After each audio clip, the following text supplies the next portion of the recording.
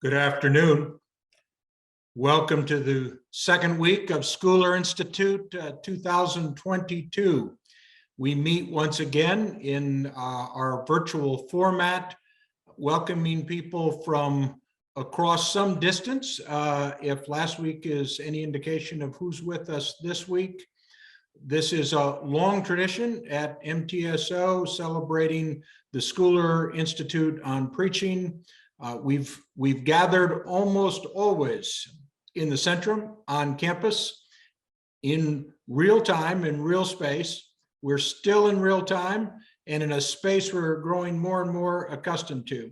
As I mentioned last week, as we were thinking about putting this event together, we like many of you in your churches were not sure exactly where we would be in terms of our ability to gather in person. So we decided to be virtual, and more than that, we decided to focus on what it has meant for all of you and so many pastors in this period of the last 2 years, being in virtual, sometimes being in physical space, as we talked about last week, sometimes being in both. We will do what we can today to explore this. We have two guests with us. Chris George, who's pastor of Smoke Rise Baptist in Stone Mountain, Georgia. Chris is a D-Min graduate from MTSO, graduated, I believe, in 2015. Also, Grace Imathiu, an MDiv graduate from 1987. Grace is pastor of First UMC Evanston. Welcome to both of you. You share the Methodist MTSO experience over many years and are known to different parts of our community. And by the end of today, hopefully you'll be known to a whole new part of our community. Welcome to the Schooler Institute. I'll get us started simply by asking the two of you, if you would, Grace, why don't I have you go first? Tell us a little bit about your ministry setting, just so people know where you're coming from. Mm-hmm.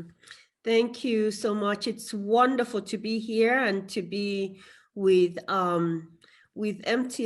We used to call it Methodist when I used to be there a long time ago, and it's just such a privilege, and I thank God for this amazing opportunity to be here.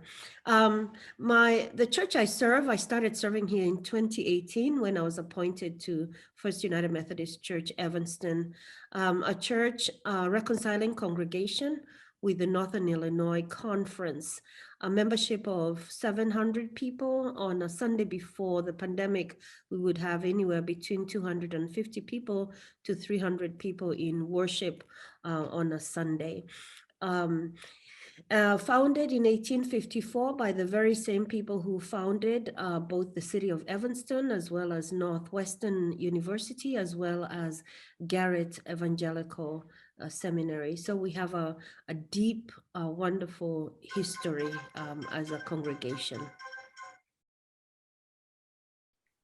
Thank you, Grace. Mm-hmm. Chris, tell us a little bit about Smoke Rise and your ministry there. Sure, it's really an honor. I want to echo Grace. It's an honor to be here. The time that I spent at MTSO will always be time that I treasure. And I've been back a couple of times since graduation in 2015 to get my bearings and to recenter myself in a setting that really is sacred ground for me. I am serving at Smoke Rise Baptist Church, which is located in Tucker, Georgia. We are literally in the shadow of Stone Mountain, Georgia. If you're atop Stone Mountain, you can see our church's steeple. Compared to Grace Church, we are new. We've been around 52 years, started in 1969 in an elementary school in the Atlanta suburbs when this was a long distance call from Atlanta. Well, Atlanta has continued to grow, and we more and more find ourselves as an urban congregation in a lot of different ways, just outside of the Beltway. Prior to COVID, our congregation had probably 500 to 600 attending on a Sunday morning. Post-COVID, we probably have 250 to 300 attending on any given Sunday. We are a cooperative Baptist fellowship congregation. which is a more moderate group of Baptists that are still geographically centered in the southern United States with some missionaries around the world. But we split off from the Southern Baptist Convention probably 25 or 30 years ago. And the primary issue at that time was the ordination of women. The Cooperative Baptist Fellowship supports that, while the Southern Baptists do not. Now the Cooperative Baptist Fellowship has a really wide range, ideologically and theologically and politically, and it's a healthy place for us to be, and that range is reflected in this congregation. So Wonderful. Both of you mentioned, in terms of helping us understand your congregation, mentioned worship attendance before and after the pandemic. We'll try and get at some of the changes we've experienced in a number of ways, but I want to start with that one. For my entire time in parish ministry, I was conditioned to think of worship attendance, primarily Sunday morning worship attendance, as probably the primary indicator of vitality.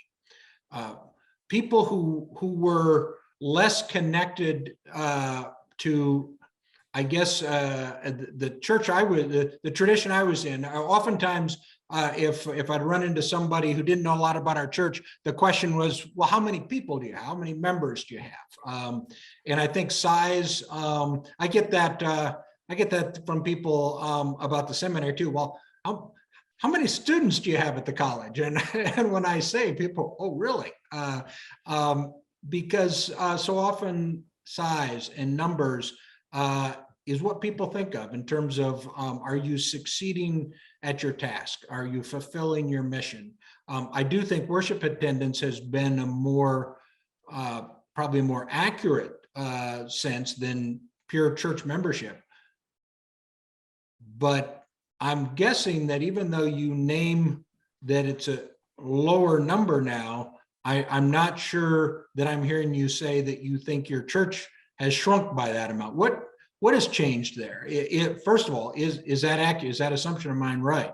Or have we lost some vitality? But to what extent do you see that or not see that in worship attendance? I don't mind speaking first. I think we both lost some vitality, but I also think we've gained that. And I think that part of the problem is it's more difficult to quantify those who are connected to our congregation candidly in a way that they were not connected pre-COVID. So while we may not have the same number of people in the sanctuary on a Sunday morning, our online presence is significantly greater than it was. And I guess one of the things I'm celebrating is even when people are away, whether it's away on vacation or away on a business trip, they're watching the service in a way that they didn't do that before. Because before, they really believed the only way that you could be worshiping was to be in worship. And if you were away, you didn't prioritize connecting in any other way. But I think people had to adjust, because for a season, the only way they could worship with us was through an online presence. And a number of people have embraced that adjustment and continued to do it. So it's really exciting to be connecting with people hours away in North Georgia or South Georgia or Texas or New Jersey who continue to worship with us. While it can be difficult sometimes to be preaching to a sanctuary that feels a little more empty. I mean, for a season, I was preaching. We tried to move back into our sanctuary as soon as we could for the sake of normalcy, but without a congregation. So there would be 6 of us in the sanctuary preaching essentially to empty pews. And while people appreciated the familiarity of the setting, it was probably the hardest preaching I've ever done, because the preaching event is a shared communication experience. And when you cannot see the recipients and you cannot hear any response to what you're saying or doing, it is challenging to find any sort of energy to draw from or to build on. And so those were the bigger challenges for me. But I really think it has been a season both of challenge, but of great opportunity. And I'm thankful for where we're emerging even now. Thank you, Chris. Sure. Yeah, I really resonate with you, Chris. That is so true for me as well. Especially preaching to an empty sanctuary. That was ugly. That was ugly. I ended up bringing my my stuffed animals and putting them in the pews because it was really, I do depend so much on eye contact, on facial expression. For us, I think, Jay, for us, we've had to measure our vitality on, unfortunately, on the budget. The first year, the budget took a huge, 2020, planning for the 2021 stewardship campaign was rough. It was hard. It was hard. And so the question of money, which I have never really understood to be the way to measure vitality, has been one of the barometers for us on knowing how we're doing. We are seeing more, I guess, online virtual connection with people. And I am especially thankful for our connection with those who are homebound. We took forever to get virtual worship. Our building is old, it's magnificent. You have to be in the building to experience worship for us. So we really were not keen on going online. But now we're finding those who have been homebound. One couple who have been members here forever, and for the last 20 years or so have been homebound. Finally, they're just so excited they can actually tune in during worship time and participate in worship as it's happening. So that's one of the celebrations, is those who are homebound have been able to participate in worship. Thank you. We talked a little bit about that last week. That's one of the strengths for those who have been dependent on online worship. We've not been, generally speaking, I'm not sure we've been real consistent on that. I know my experience, I shared last week, my experience sitting with a parent in assisted living was always a frustrating form of worship for me, because I wasn't sure exactly what we would experience, whether the sound would be on or not, whether we would feel included. I want to go back a little. We'll go a little bit further on some of this, but I want to go back. I think both of you talked about the challenge of preaching to an empty sanctuary. I like the idea of the stuffed animals, Grace. I can't imagine what the challenge of being in an empty sanctuary. We had just doing the kinds of meetings we've had has been a challenge for me, but they've been live. And very little of what I've done, folks would tell you when I have to record something, I might as well, I'd rather speak to 1,000 people than to a camera. And I would guess you and preachers everywhere faced a real challenge. How do you do this without the response? I think, Chris, you mentioned no response whatsoever. Even people falling asleep on you is something. I was talking with a former colleague earlier today, actually. I have a memory of preaching to more than one service on a Sunday morning, and I tend not to use a manuscript. So my sermons can vary a little bit one from another, but I'd oftentimes hear from people if there was a musician who was in both services, or some kind of glutton for the spoken word who would choose to be in two services. I would hear, wow, your sermon's totally different. And it's not that I came up with two different sermons, but I really think I, as a preacher, was impacted by the people I was seeing. Now, I don't know if I was right in what they were thinking. I probably wasn't.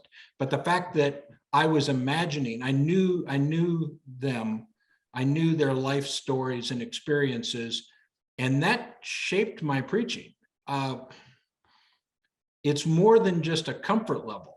I find myself very uncomfortable when I'm not preaching to someone live. I was never able to practice a sermon. Part of that is not in front of somebody. Part of that is just a comfort level. I felt like I was back in third grade, in a third grade play. It seemed so artificial to me. The other part is theological. I'm not sure a sermon is a sermon till it's preached. It doesn't have to be a big space. It doesn't have to be a traditional space. It can be a contrived space, but if you're in some kind of community of faith or some gathering of the faithful, I think it's a sermon. I'm not sure it is until then. When I've had an opportunity to teach preaching a few times, I really don't want to see the sermon. I don't want a manuscript before the student preaches, because I don't care to read that. I want to look at it afterwards if you have a manuscript, but it's not a sermon for me until it's preached. Reflect a little bit on what this has meant for you to preach online. And now I imagine both of you are doing some kind of combination. Some people are, Chris, you said people who used to go on vacation and just not go to church now have some sense that they can be there. So you probably have congregation both at home and in the pews. Theologically, what are you doing? What is it different for you now? Yeah, I mean, it certainly feels different. For me, the hardest season of that preaching wasn't actually to the empty congregation. It was when it was filming in my home, when suddenly I felt like a television preacher, and it was going to be recorded for this amount of time, and then it was going to be spliced into something else, because it felt like we were creating a product almost, as opposed to experiencing worship together. I mean, I think that it was, I hope and pray that it was meaningful for those in our congregation who worshiped, and generally speaking, we got positive feedback. But as a leader in the worship, it was the least worshipful experience that I've ever had trying to lead worship. Going back even to an empty room was a little bit better than filming days early and splicing things together. It is a mix. I didn't put stuffed animals out. What a great idea, Grace. I should have done that. But they did put a big smiley face next to the camera that's in our balcony, which was just a reminder, this is your whole congregation, and you need to look and speak to this camera. And also, you probably need to smile into it occasionally, because people are already fatigued and exhausted. And if you look that way from the pulpit, it's not going to help those who are watching, and trying to worship at home. And so that smiley face has stayed there. And so now I have the challenge of trying to preach to those who are in the room, with the reminder there's still a significant number in the congregation who I need to preach for through that camera, and to look to that camera and to speak to that camera. And I had no seminary training in this at all. But it's probably good that I've learned how to do that. And what I've discovered as we stumbled along the way and made mistakes, the congregation was amazingly gracious. Even in the midst of what I thought were less than stellar worship opportunities and experiences, the congregation was walking with us, and the word of the day early on was unprecedented. This was an unprecedented way for us to do worship, and they didn't have an expectation that what we did would be perfect.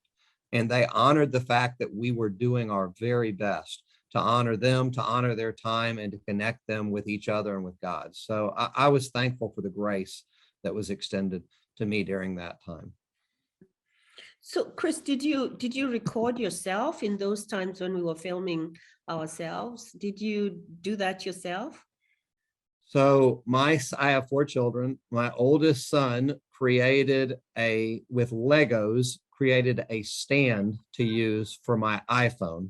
And I used that many Sundays. He agreed later, at the time, a 12-year-old, that he personally would film it. Now, when halfway through the sermon it stopped because he had fallen asleep while I was preaching, I recognized I might need to revisit my manuscript and my sermon, because if my 12-year-old can't stay awake, it's probably not a good sign of what's going to happen in the congregation.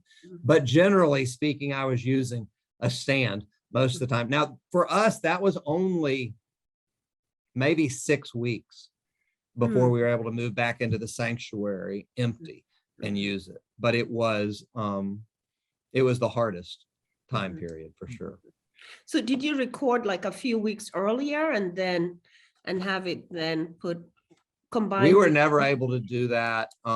We were always recording the week of, and I would try to record on Monday or Tuesday. I would try to make sure my sermon was done earlier the week before, and I would be recording Monday or Tuesday. So whatever things had to be done, however my recording needed to be changed or tweaked, that the person doing that would have time. It was just a far more complex. When we moved back into our worship space, it was live again.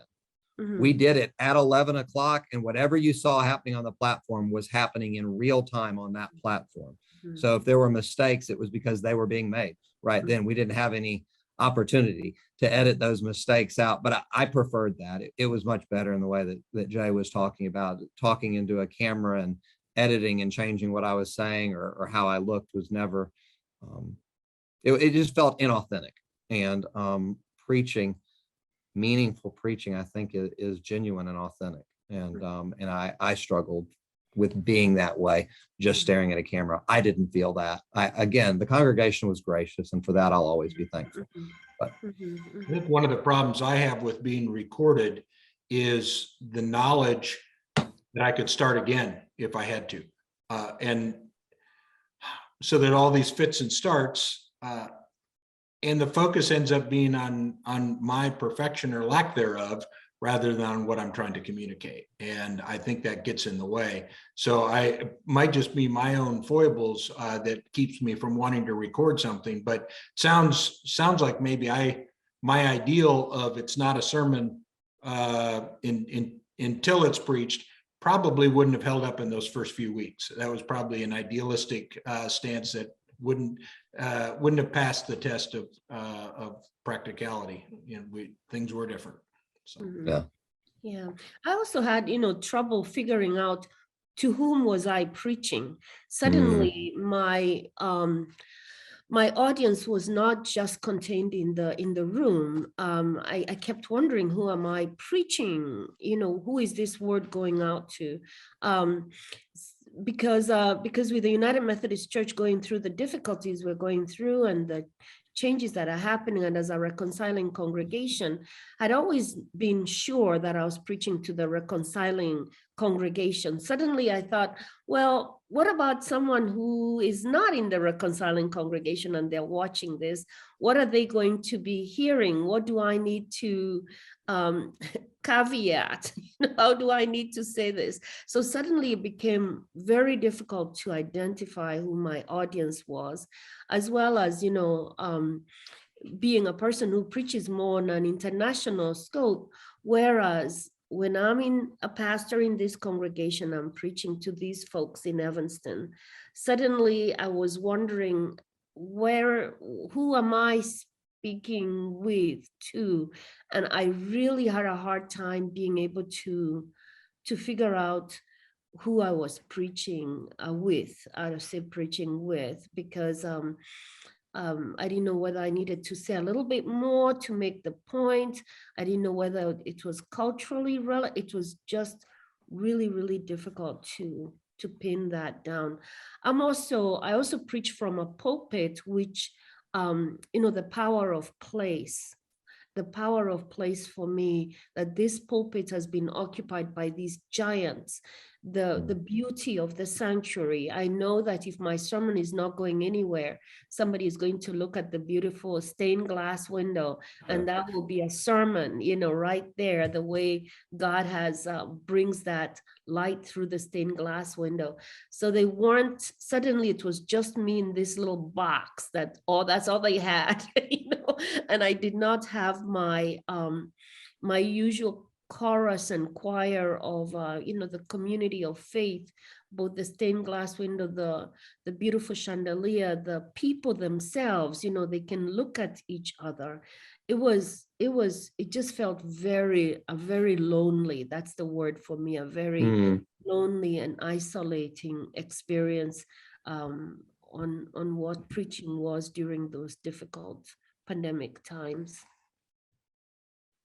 I told myself I wasn't going to watch the chat, but I am. And I just saw Steve Harsh suggested there was a practice of putting pictures of congregation members in the pews. We actually saw that when we were trying to figure out what to do with commencement. We saw some colleges putting pictures of the graduates out in the seats as they filmed a virtual graduation. That all makes sense from the preacher. We've been talking about how we felt either when we're being recorded or speaking, not knowing who was listening in or who was watching. But what do we think is going on in the lives of our congregations? Those pictures gave us some comfort, maybe that Steve just said, yeah, there are faces. Now we can think about the people we're preaching to. But what might be missing in the lives of people? Yes, most of our churches have a chance for people to be back present, but not with all the people that were there before. There will be people choosing to be more intermittently involved in that congregation. What about the needs of folks for a sense of community? Yeah, I think it's important for us as preachers to think what feeds us, but what about those folks? What do we think is going on with them, and are they going to be fed in the same way? Whether it's looking at the stained glass window grace or simply being able to touch someone else close by or have an interaction before sitting down in the pew or the chair. What do we imagine is happening right now for our folks? Yeah, I think that was a real challenge, is because you're not able to gauge the response of those who are in your congregation in the way that you can when you're present together, and sometimes you're not even able to assess the needs. One of the things we realized is how much pastoral care takes place in the hallways of churches between members, as well as between ministers and their members, and how easy it is, if we're not careful, to allow out of sight to be out of mind as you think through, because we didn't have all those pictures, on our pews. And because of that, I would realize I haven't thought about that person in 3 months. And I wonder if anybody has contacted that person. I'm thankful that one of my ministers, inspired no doubt by the Spirit, it was a music minister, and he said, I can no longer conduct my choir. We're doing, a lot of instrumental music and inviting people, but my role has been changed for the foreseeable future. And he said, so every day I'm going to go straight through the church directory until I've called every one of our members and had whatever conversation that I can have. And he would then give us updates, and other ministers did the same thing, so that we could do exactly what you're talking about, try to gauge reactions within the congregation on what they're feeling, what they're experiencing, and how do we minister to and meet their needs beyond broadcasting a worship service during this time where we can't sit on the couch across from one another. That ended up being just a really powerful experience for him and for members of the congregation who traditionally don't get maybe that personal touch in that way. A phone call from one of the ministers. We meet needs, we address crises, but to try to look at the congregation and say, we are now considering our whole congregation in crisis right now. And we're going to meet them where they are in this crisis and try as hard as we can to assess their needs and meet those needs was a wonderful challenge, actually, and bore some real fruit. Yeah, I also, I go through the directory and pray for people, for units every morning. And then once I get done with the directory, I then go back and do the same thing. And once in a while, I'll send an email or a card to somebody. And it's kind of fun because I'm still new to this congregation. I started in 2018, just a year before, the shutdown. So I still felt very much as though I didn't know the people, the congregation. I also know that this is a congregation where the preacher they do expect good preaching, but they like each other. So a lot of people are there because they like being with each other. They like, each other. And there's an idea of who sits where, people very much, they have their pods as such. They had their pods before this. And so what I have done is once a week, I do walk around, and I did that more often during the pandemic, when the sanctuary was so very bare. And it felt as if everybody had gone on, the exile. It just felt, I preached a lot, the Babylonian exile passages a lot, because it just felt as though we had left it was just that same experience. But I walk around and I touch the pews, and I do my exercise that way by walking up and down the sanctuary and touching the pews, so that I can think of the people and pray for the people who sit there or used to sit there. And it's just been a really very empowering experience, to remember also, although sometimes the pastor can feel as if this is all about me, to step a little bit outside that and to realize it's actually the community itself that is hurting, that is in diaspora, that is all over the place. So to walk around and claim the space for them as I touch the pews. We did the same thing when we had to remove the hymn books from the pews. I insisted to be the one to do that. So I spent a lot of time doing that manual labor of actually putting away the hymn books. And now we're putting back the hymn books. Praying for people who use this hymnal, people who use this Bible. So that kind of physical touching, that is part of who we are as a community. Mm-hmm. Yeah. Both of you went toward really strengths there in time of challenge, not just, what we were failing at, but what specifically in your ministry, what do you do better now? That might be a hard thing to answer right away if you need to bounce somewhere else first, but I would like you to chew on that a little bit. What have you gotten better at? Wow, Chris, I'm curious. What have you gotten better at? Well, I mean, I'm not terribly technologically savvy, and so I've learned a lot in a really short amount of time. Mm-hmm. And we've gotten better, as a congregation, really at doing some things we should have done a long time ago, like we, of course, by necessity, began to have to say, how can we stream, and this was some of the hardest things to have to do, a funeral or a graveside service when only 6 people can be there or 8 people can be there. Well, at that moment, it was just sad and tragic, because there are dear friends and members of the congregation and community that can't be surrounding a family that's in grief. Mm-hmm.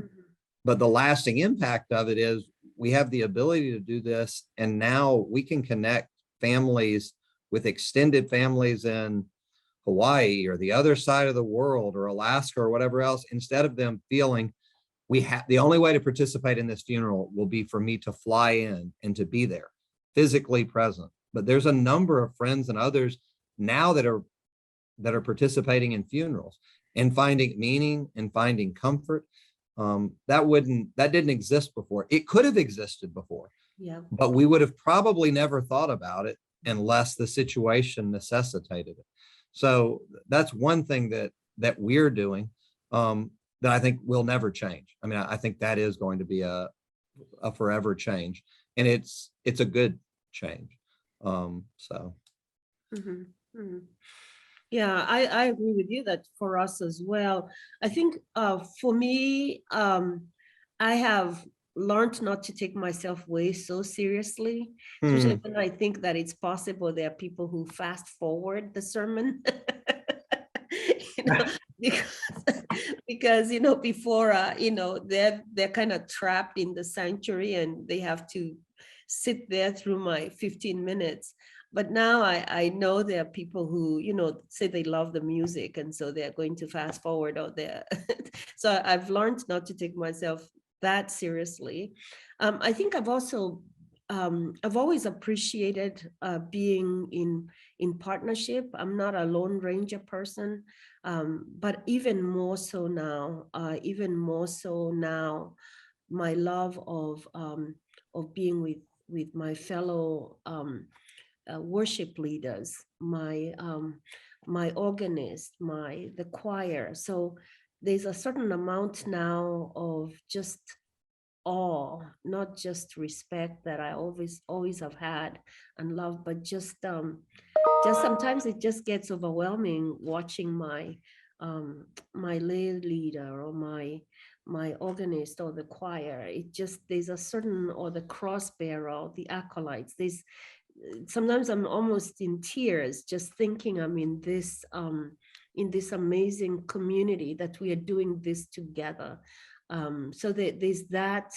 I think that's part of how my heart has become really softened in being so aware of us doing this thing together as a community.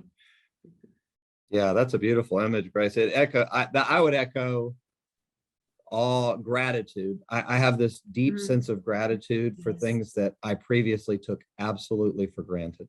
Yes. And when you come to a point where first you're so grateful just to see people's eyes in the sanctuary, every person there is masked. So that's all you can see is their eyes. And you're trying to read eyes and how they're reacting to the whole worship experience and the preaching. And then to come to a place where mask or not, and to see people's smiles first outside for the first time in forever. And I never thought anything about really a person's smile and what a gift that is that we're given with each one of those. And I hope I'll never take it for granted again, because I've left this with a deeper sense of gratitude and really love, candidly, for the church and for my congregation that I already had. But I'm not sure that, I think I thought that I loved the church. I don't know that I understood how much I needed the church. Yes. And I think I think that our congregations realize how much we need each other. And I think we've returned with that sense of we don't want to go back to what it was, because we knew something was truly lost when we had to be apart and have all sorts of barriers that we didn't want placed around us, even if it was the right thing to do in that season. So. Yeah, that's helpful. Thank you. Grace, I'm impressed with your humility that you were thinking people probably fast forwarded through the sermon. I guess I operate with the hubris of a preacher, thinking surely they shortened the hymns and got ready to listen to the sermon. I think I'll speak for myself. I'm sure I could have been faulted over the years in assuming that much of the worship service was there just to get people ready to hear my sermon. That's not likely the case. What's happening now when you have people both online and in the sanctuary in terms of the flow of worship? Do you think sometimes for me, online still feels a bit disjointed, a little mechanical, and I don't know if that's a bias I live with. There's a warmth that I'm still not finding online. And I, like I said earlier, the online is wonderful for people who can't be in physical space.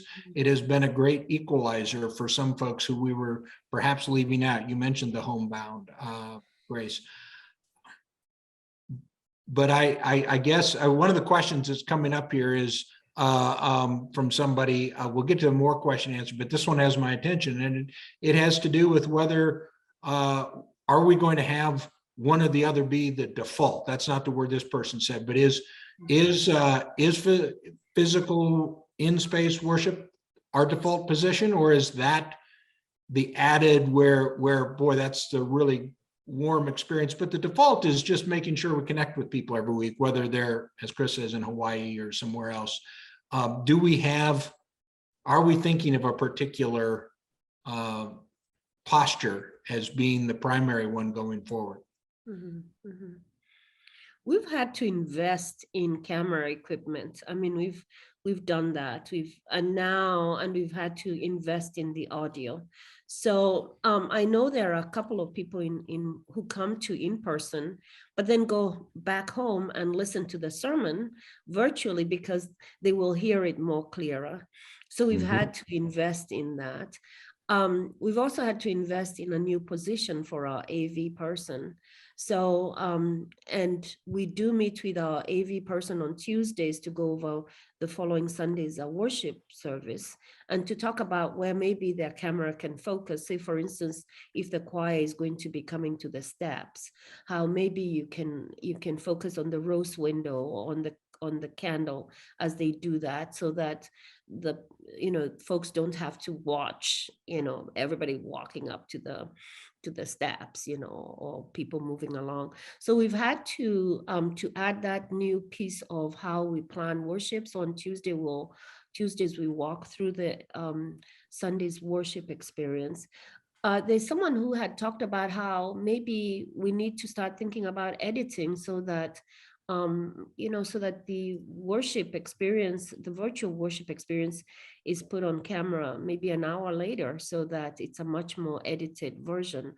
However, there are folks who are sitting at home watching worship happening in a certain place, in their sanctuary on that. Earlier on, when we had a fewer people in the sanctuary, they complained that they felt very much like the studio audience, that we were actually more speaking to the virtual folks. Wow. And our eyes were constantly on the camera and not on the people sitting in the sanctuary. So we're still working with how do you balance that? And finally, let me quickly say, I've had to also repent my negative experiences about televangelists. I mean, I used to have about 130 jokes about televangelists. In overnight, I became a televangelist. I had to just swallow that stuff. I had to just, and so part of me has had to also think about what does that mean to now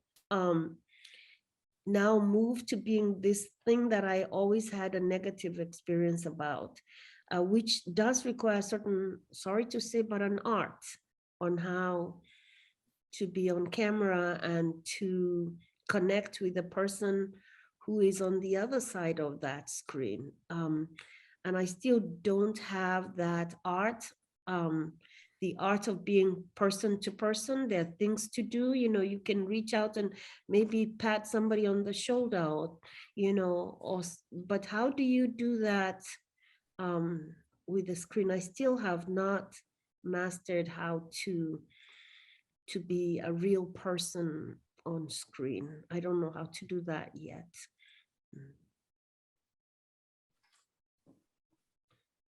Yeah, all of that connects with me too. I think it's really difficult to connect with whatever you want to call it, two congregations, the in-person congregation and the virtual congregation simultaneously, and to find a way to balance that. What we're doing as much as possible is trying to make the worship service itself, the experience that the person has online, should mirror as closely as possible the experience that the person has within the sanctuary. And so we're trying not to do, like I said, the edits and all this sort of thing. It has been a real shadow, I think, of what the experience is in person, and may always be, but I think we're trying to lighten that shadow and do our very best with some of the new technology to make that experience, to include images of those who are in the congregation, not just the person standing at the pulpit, so that those people who are at home, and especially those who truly can't be in the worship experience, can see and experience a little bit, at least a little window into what they would have seen and experienced if they could be there. But so we're trying as hard as we can, I suppose, to create a shared experience, whether you're in at home, in virtually or in person. But there are limits to what you can do with that. And so we're just trying our best to minimize the divide that really existed before COVID in a big way, because the focus was exclusively almost in person, and we tolerated streaming because it had to be tolerated. And now there's no doubt we pay a lot more attention to streaming than we did pre-COVID. But we're still, I don't think it's a 50-50 focus or whatever else. I think we still have shifted back to in person, but streaming gets a lot more attention than it did. And that's a good thing, I think, in the long run. I don't think there's a way to turn back the clock.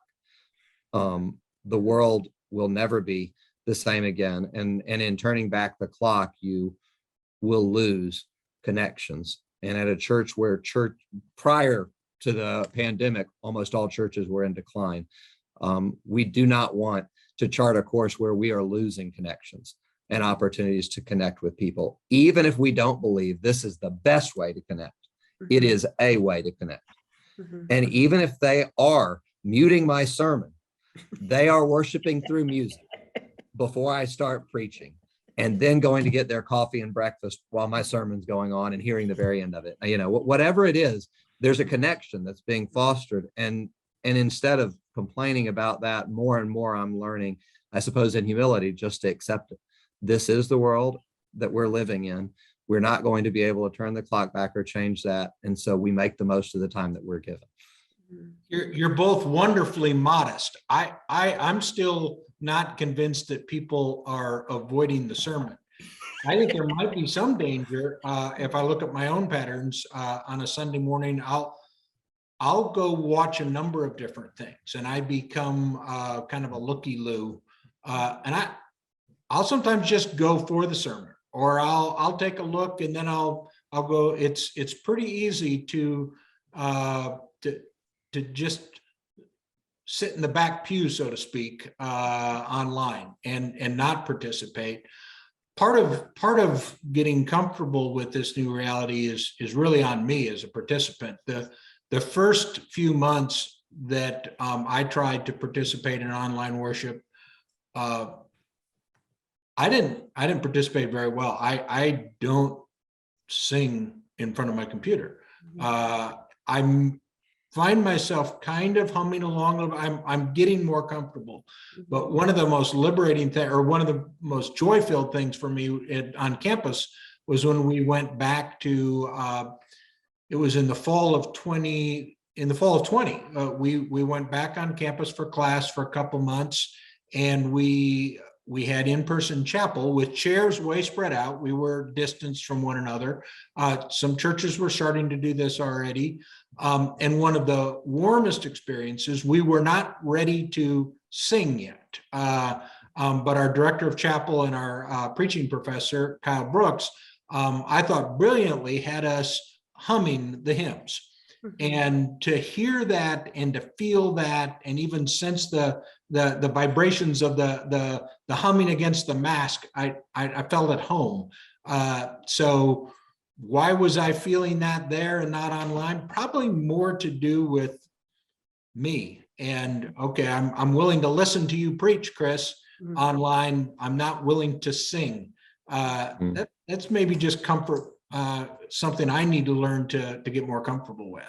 But yeah, Jay, you make a good point. I think also, like when I was checking out who Chris was, because we'd been this together here, and I looked up your first. I your church, and then I listened to the sermon and I thought, oh, this is pretty good. So I fast forwarded to the second sermon, and I just fast forwarded all the worship to the sermon. And I thought, so I listened to a couple of them, 3 or 4 sermons, but all of them were fast forwarding to the sermon.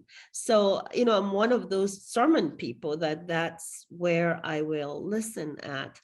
But I think also maybe there is something to be said about beginning to pay attention to training ourselves on how to do worship online.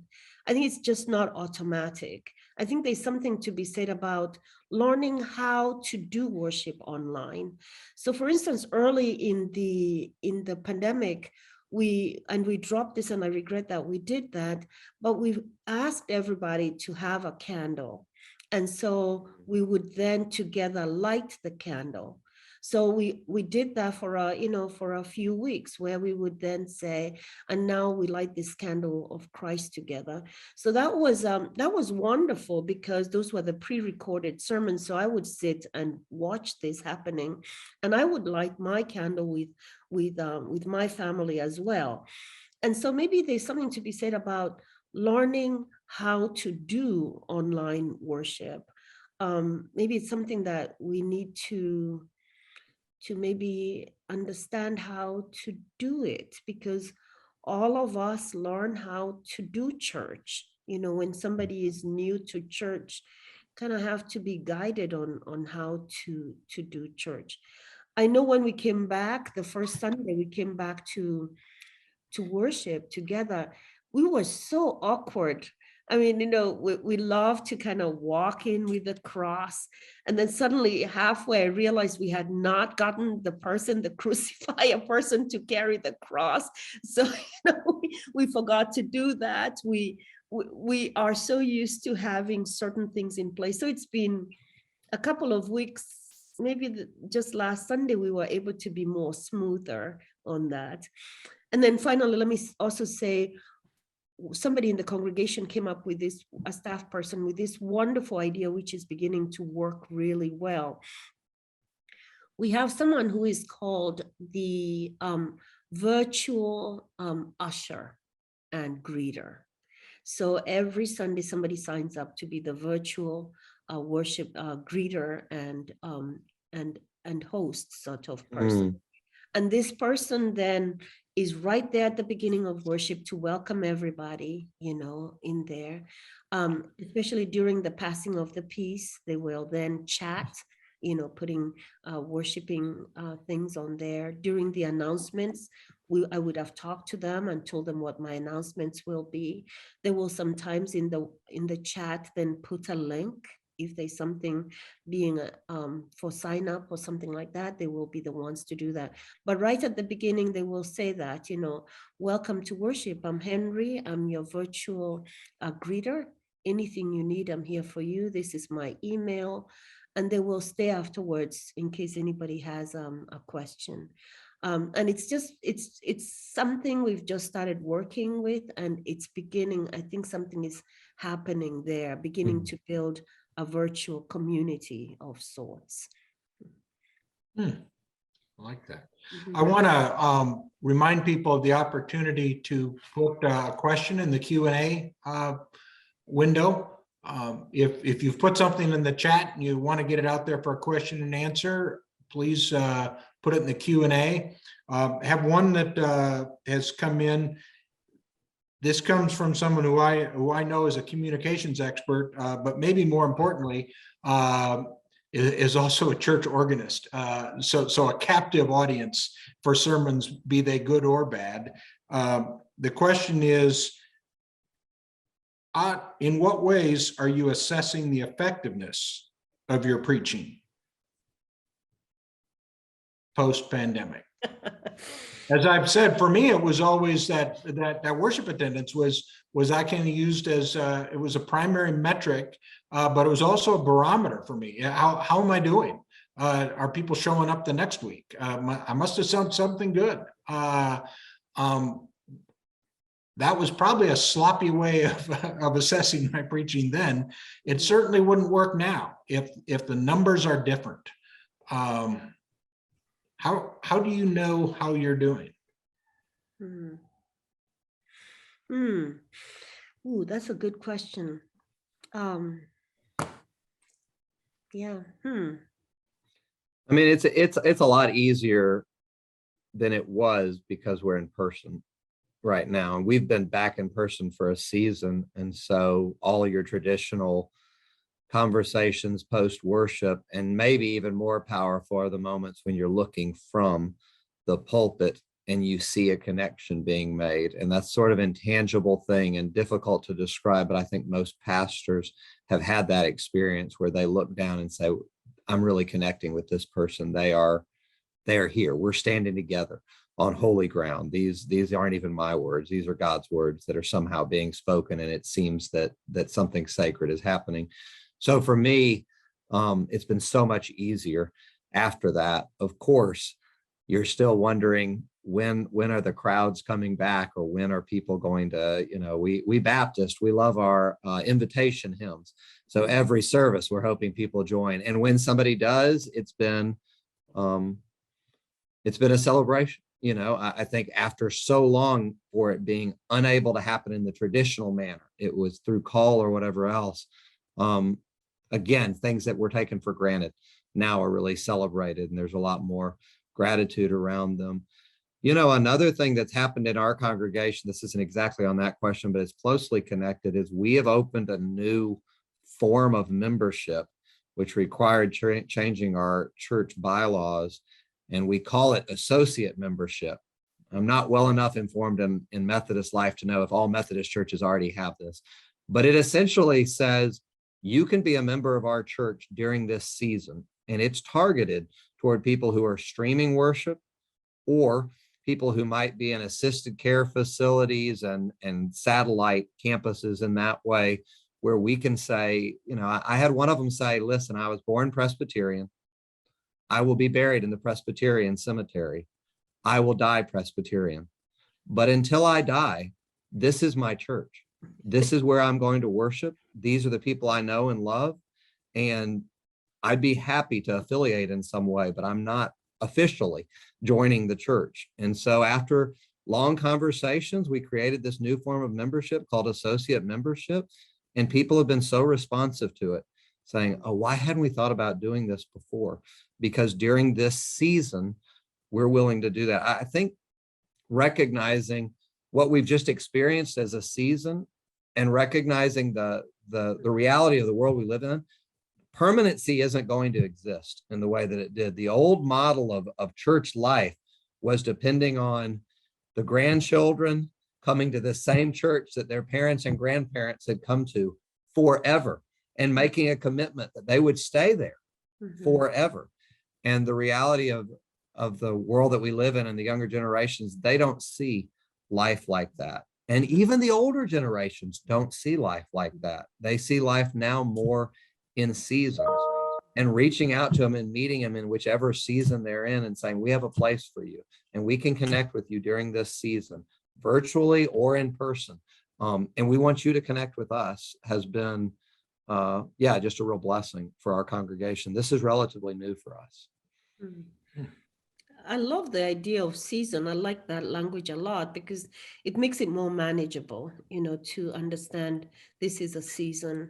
And I think that is so helpful, Chris. We also have, I was surprised the first year of the pandemic. I was surprised when we invited people to go through membership. I was surprised that 30 people said, they wanted to be in the class.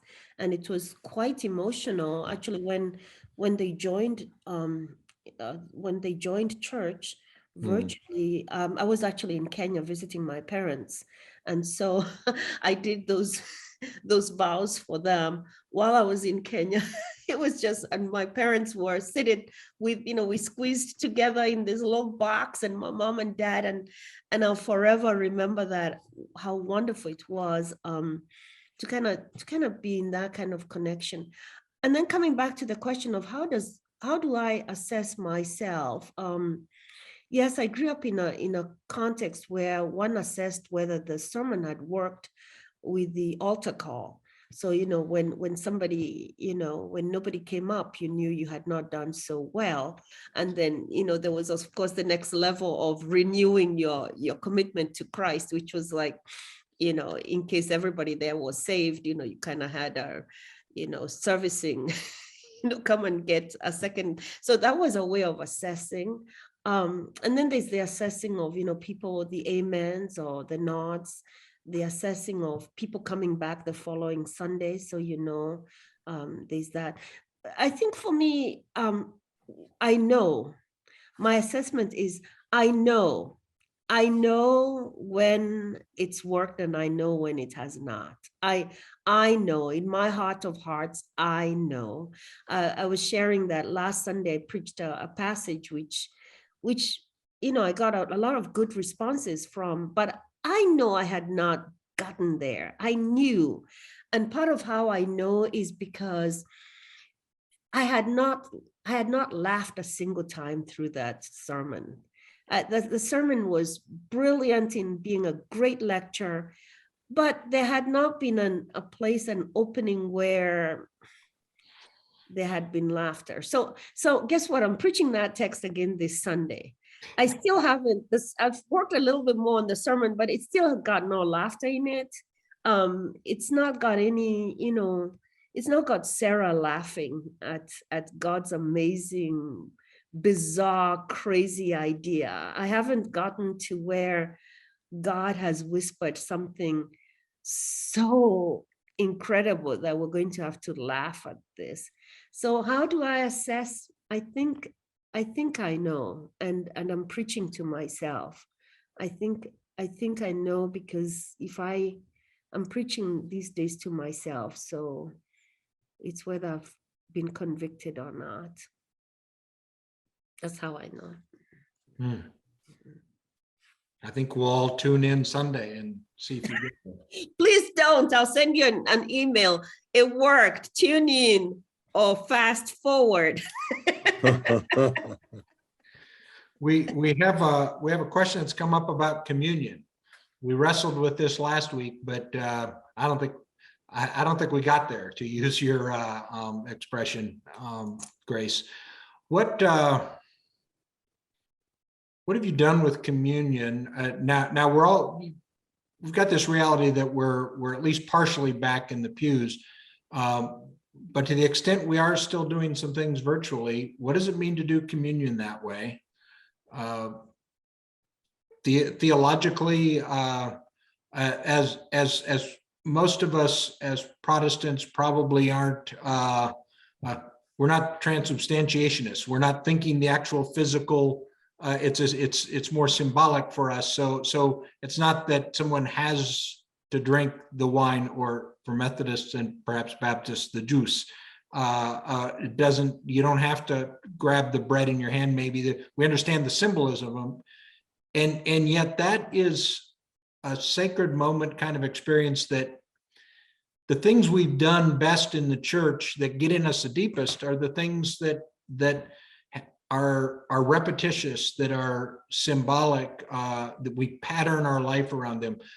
Sacred moment, whether a congregation does it weekly or monthly, whatever their patterns, we go out of our way with the songs we sing, the words we say, to get people emotionally and spiritually connected to that sacred moment. Can you do that online in the same way? Speak about that theologically.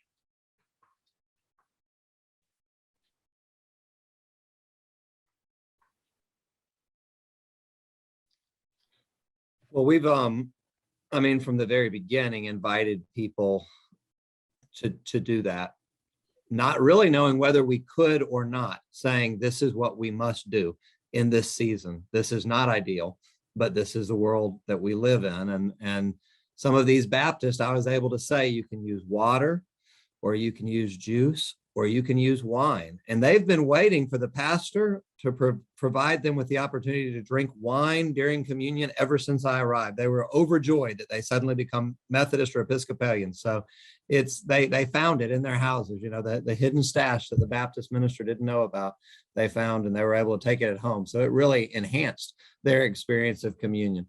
One of the things I will say that we did that I thought was pretty incredible was in September, our first services back together were under a tent in our parking lot.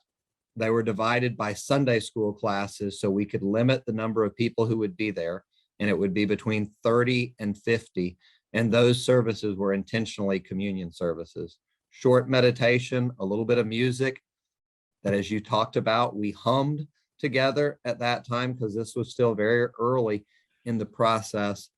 But to see the emotions of people who for 6 months, if they had partaken of communion, it was with a small group within their home, their family, to see them gathered together and receiving and just in tears was a reminder of how important those acts of worship are, those rituals that are connected to our faith tradition. And it is something I'll never forget. It was almost like that tabernacle moment, that God's presence is here in this place with us. And so in totally just logistical, we started using the communion cups that my music minister hated passionately, that he called pop tops, and that had, you flip one side and there's communion bread, and you flip the other side and there's grape juice on it. We began using those once we started coming back together, and it was completely a COVID measure. I don't think we'll ever go back to the other way of us doing communion. Now, again, the way we did it was handing out cups, handing out the bread. We didn't do it by people coming forward in the way that a lot of Methodist churches do it. But I think that people have become accustomed to it, and people who were cynical about it have actually embraced it. And I think that's a change that's going to be lasting for us. Finally, whenever we do communion now, I do stop in front of the congregation and say, there are those who are streaming with us, and they are taking communion with us, for we are one body in Christ, even if we're divided geographically. And I encourage them to make their elements ready. So I don't think that'll ever change either. Oh, that is wonderful. I have been both blessed and cursed in my context. Blessed in that I have 60 or so clergy in the congregation, including a bishop, many of them retired. So I always say every Sunday is annual conference. So now the blessing of that is because we have served, we've had communion served every Sunday is available, because we have retired persons who serve communion every Sunday. The service is 10:30 to 11:30, and then at 11:45 we've had communion that has been available for the 10 minutes. Now the curse of it is then there's a huge theological conversation about how to do communion. And there are strong opinions about it, about it's been a headache. So some feel that, some of my theologians feel strongly that you cannot have communion without, first of all, it's important to have that prayer of confession, that's all, it's all around confession. Others, there's also strong opinions that we have to be in the one place, the one bread that is broken together. You can't just go breaking bread by yourself in your home. It has to be it can be recorded, it is a one event. So you can't be doing communion on Tuesday, which was recorded on Sunday. So the conversation has just become a real headache. And so and there are those who feel strongly that you can have communion at home. It does not have to be grape juice and bread. You can have crackers, and others have felt, no, that is not communion. That is a love feast, and that's different. So the conversation has been ongoing, and I've just kind of taken a back seat on that because there's those who feel very strongly about that. But we do have communion served every Sunday now in worship. And what we do is we have become very ecological minded. We've got we found in our attic that our ancestors had left us those little individual glass cups. So we found those. We have gluten-free bread. We have our servers come forward and sanitize and put on their gloves, and then they serve pieces of the bread. And we have those who have, then we have another person who then would serve the glass, and we have a place where people can replace their little glass. We've also got persons who have now volunteered to be washing those cups because they feel very strongly about being ecologically friendly. So we have that in place. Now I want to tell you quickly though, it was interesting during the pandemic. Just at the tail end of the pandemic, I had gone to visit a member of the congregation, a widow of a pastor. She is now 94. Visited her in her apartment where she lives. We visited together, we prayed together. She had coffee and cookies. We enjoyed that. We prayed together, and she said, I really miss communion. I really miss communion. And I had forgotten to bring her communion. And I said, I should have brought you communion. I will do that tomorrow. And she said, we have coffee and we have cookies. This is communion. So right there, I found myself breaking the cookie and raising the cup of coffee. And I told her, I said, you must promise never to tell anyone I did this. I will be, I don't know, the conversation will go on and on. But I thought, I said, since you're the widow of a district superintendent, I think we'll be fine. But I think we're in different places theologically where what does this mean? Where it comes down to what does this mean? So I think we have not had that conversation yet of everything now has been deconstructed. We have to go back to understanding, what does this mean? What is this? What are we doing? And so I think we're back to theology 101 in our churches and in our virtual worship. What is this? What are we doing? And what does this mean? Yeah. Grace, I think Jesus said that it's not what goes into a person that defiles. So whatever you had for communion that day, whether the bishop finds out or not, I think you're on solid ground with Jesus. Amen. Amen. Well, I think probably it's time to wind this down. I want to thank both of you for being with us. I want to thank all of you who have participated today. Some of you have been in the chat. Many of you are listening in. Take these questions to heart. We're with you in your ministry in the weeks to come. I invite you back next week, same time.